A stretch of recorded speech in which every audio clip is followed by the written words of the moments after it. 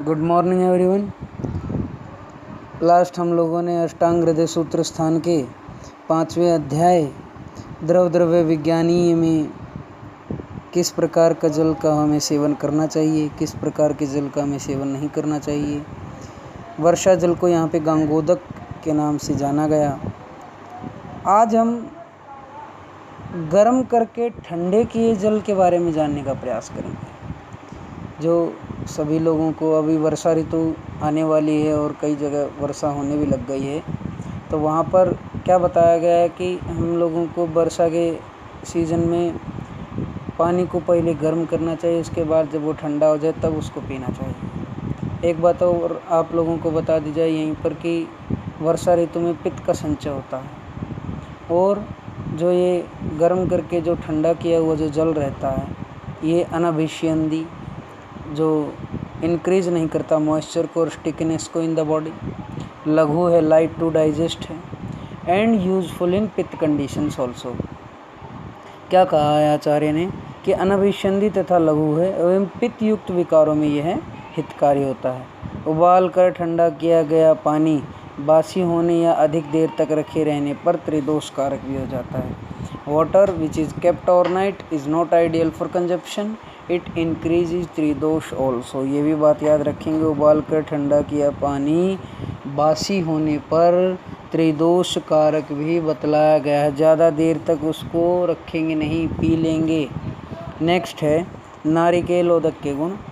Coconut water आप सभी ने पिया ही होगा कहीं ना कहीं।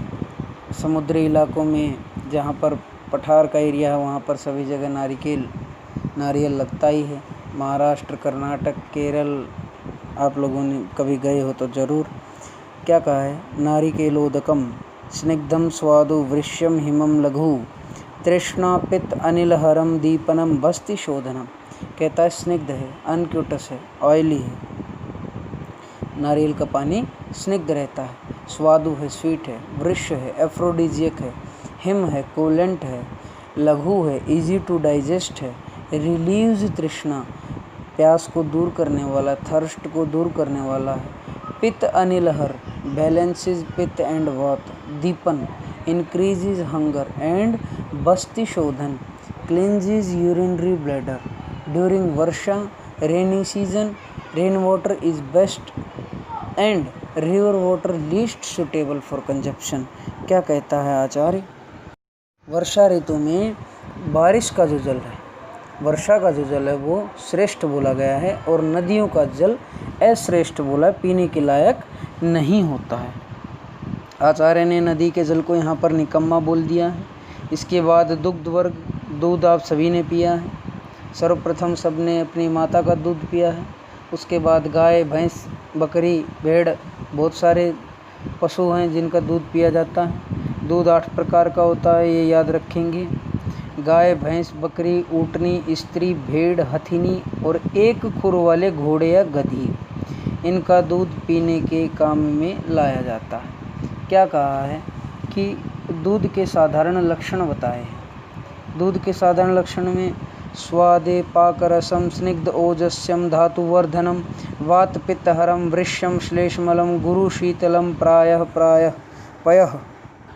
यहाँ पर सभी को एक इम्पॉर्टेंट बात बता दी जाए कि आपके एग्ज़ाम में इस तरह का प्रश्न भी आ सकता है कि दूध के भेद कितने हैं। उसमें आपको यही लिखना है कि दूध 8 प्रकार का होता है और किस किस पशु से प्राप्त होता है उसका नाम लिखना है। जब दूध के साधारण लक्षण के बारे में जब पूछता है कि भैया कॉमन सिम्टम्स क्या हैं, कॉमन क्वालिटीज़ क्या हैं, जनरल क्वालिटीज़ क्या हैं, तो group of milk and milk product क्षीर वर्ग के बारे में क्या कहता है आचार्य, स्वादु पाक रसा, sweet in taste and also at the end of digestion, sweet ही टेस्ट रहता है। स्निग्ध है, अनक्यूटस है, ऑयली है। स्निग्ध गुण ओजवर्धन है, इंक्रीजेज ओजस।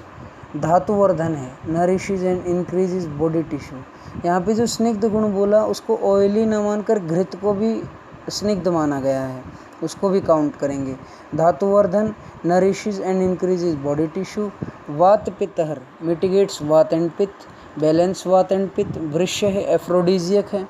श्लेष्मल इंक्रीजेज कफ है। गुरु हैवी टू डाइजेस्ट है और शीतल कूलेंट है।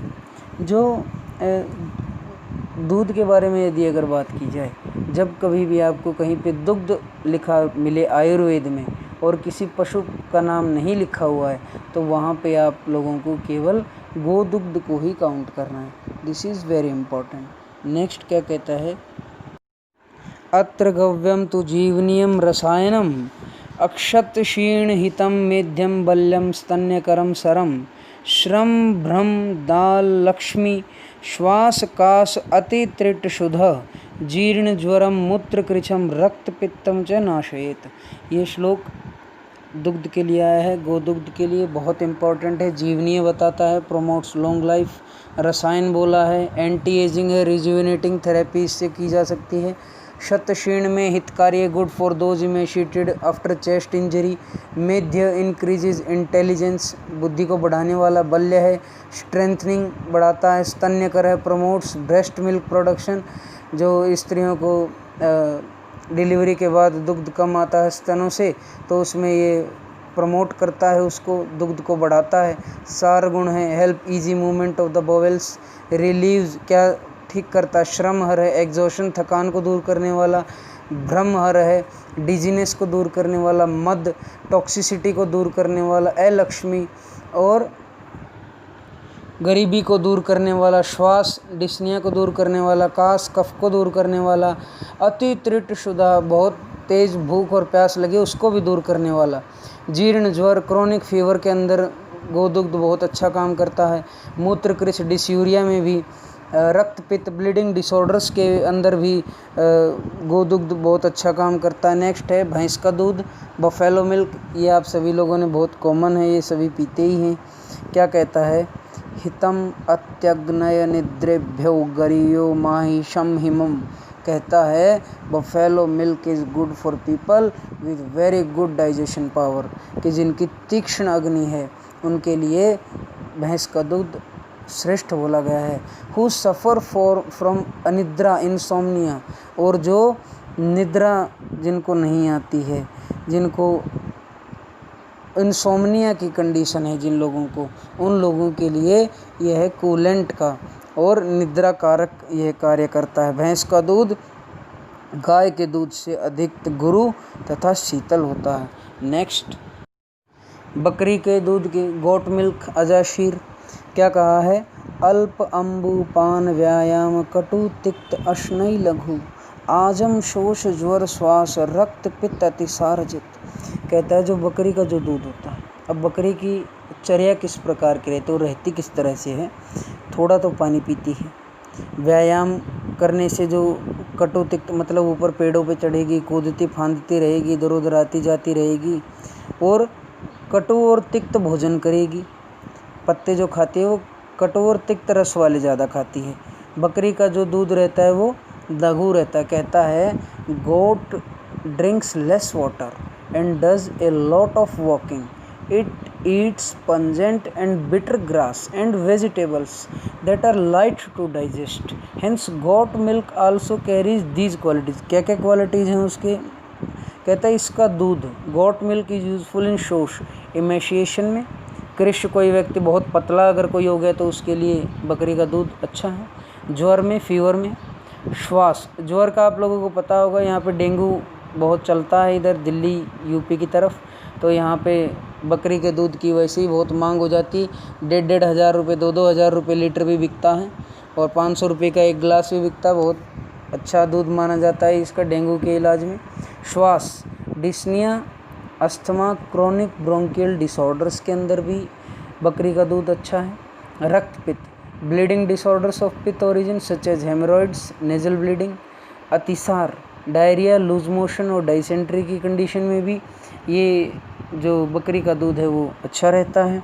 उसके बाद है ऊँटनी के दूध के गुण।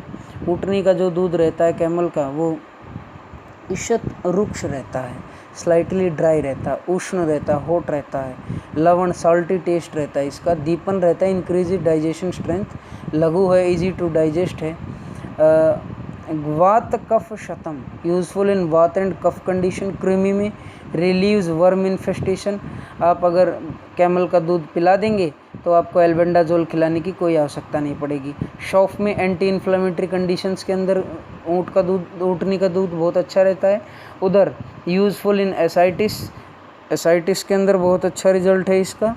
और अर्श हेमरॉइड्स के अंदर, पाइल्स के अंदर भी इसको सामान्य बवासीर भी कहा जाता है। उसके बाद है स्त्री दुग्ध के ब्रेस्ट मिल्क, हम सभी ने पिया है। मनुष्य शीर कहता है कि औरत का जो दुग्ध रहता है, स्त्री का जो दुग्ध रहता है, वो वात पित्त एवं रक्त तीनों को, वात और पित्त को और रक्त को बैलेंस करने वाला है। इसमें जब इम्बैलेंस डिसऑर्डर्स हो जाएं तो उनको ठीक करने वाला है। ब्लड वाइटेशन डिसऑर्डर्स हो जाएं, अश्रिक रक्त के कोई डिसऑर्डर हो जाएं तो उनको ठीक करने वाला है। अभिघात useful in injuries. Akshi roga, it is used as eye drop. आँखों के नेत्र के रोगों में भी इसको as a eye drop use किया जाता है to relieve eye infections and to relieve redness. कहता है it is used in tarpana and ashchotana types of eye treatments. आँखों को तर्पण देने के लिए और आश्चोतन के लिए। It is also used as nasal drops, और इसको नासा में भी ड्रॉप्स के रूप में यूज़ किया जाता है। नेक्स्ट है भेड़ी के दुग्ध के गुण। भेड़ का जो दुग्ध रहता है वो ईव, इसको बोला शीप का जो रहता है, is not good for heart. हृदय के लिए शीप का मिल्क अच्छा नहीं रहता है। हॉट इन नेचर, उष्ण रहता है। यूज़फुल इन वात डिसऑर्डर्स, वातज व्याधियों का नाशक है। वात व्याधियों में इसका बहुत अच्छा रिजल्ट है।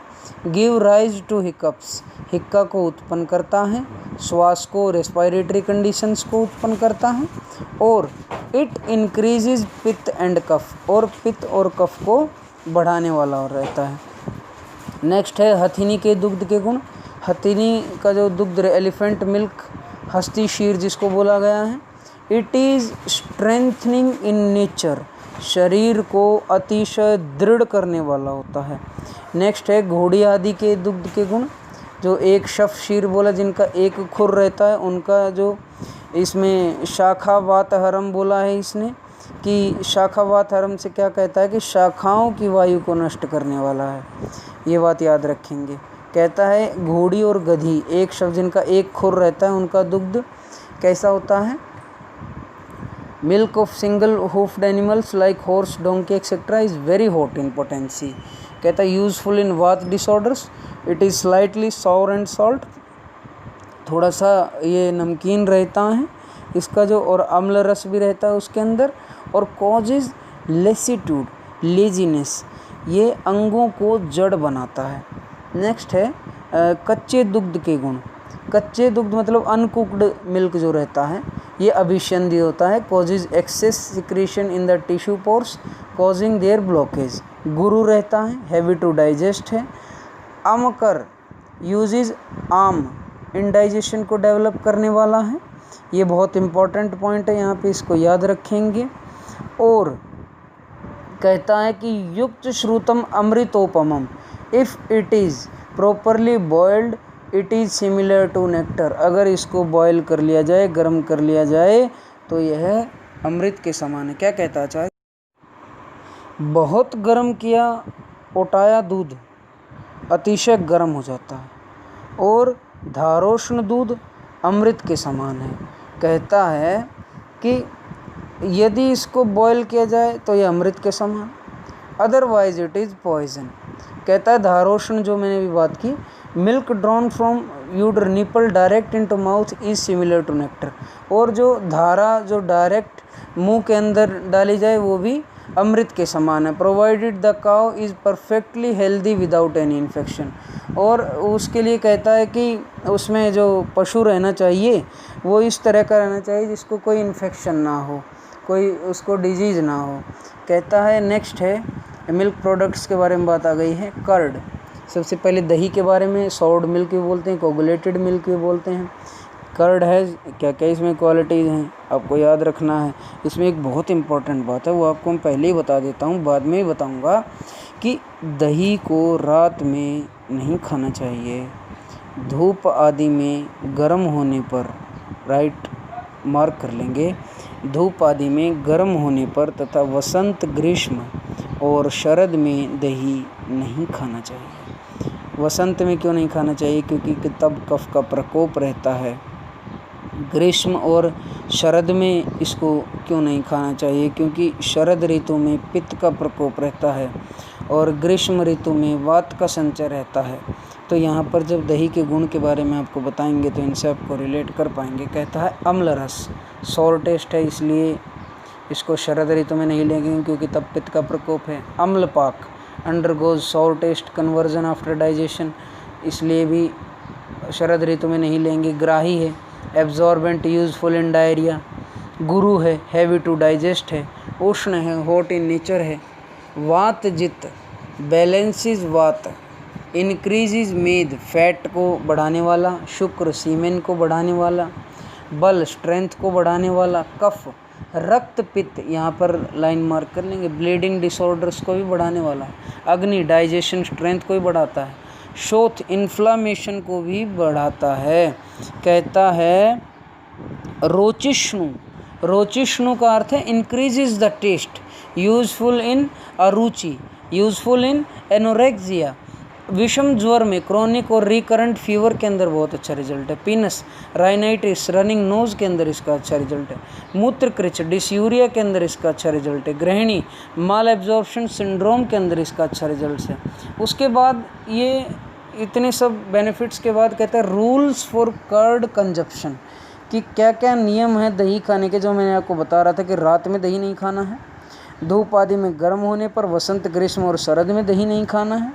कहता है curd should not be eaten at nights, not made hot, गर्म करके तो नहीं खाना है। If curd is to be taken at night, अगर रात में दही खाना ही है, it can be taken along with मूंग की दाल, मूंग की दाल उसके अंदर डालेंगे दही में तब खाएंगे। शहद डालेंगे दही के अंदर तब खाएंगे। घी डालेंगे, छौंक लगा देंगे दही के अंदर तब खाएंगे। चीनी मिलाएंगे, आंवला मिलाएंगे। It should not be taken daily, और कहता है प्रतिदिन दही नहीं खाना चाहिए। दही के लिए कहता है, छाछ लस्सी के लिए नहीं कहता है। कहता है मंद दही, जो पूरा न जमा हो, जो it may cause worsen fever, bleeding disorders. कहता है जो दही पूर्ण रूप से जो नहीं जमा है, विपरीत दही खाने पर क्या हो जाता है? फीवर बढ़ जाएगा, रक्त पित्त, ब्लीडिंग डिसऑर्डर्स बढ़ जाएंगे, विसर्प, स्किन डिजीज़, लेप्रोसी, कुष्ठ, पांडु एनीमिया और डिजीनेस आदि, जो भ्रम आदि जो कंडीशंस हैं वो सभी बढ़ जाती हैं। क्या कहता है आचार्य कि दही का रात्रि में सेवन हमें नित्य प्रतिदिन नहीं करना चाहिए। यहाँ पर आज हम अपना पार्ट 2 ख़त्म करते हैं। नेक्स्ट पार्ट में आपको तक्र के बारे में बताएंगे, लस्सी क्या होती है। लाइक, शेयर, कमेंट और सब्सक्राइब आप सब कर ही दे रहे हैं। Stay home, be safe. Thank you so much.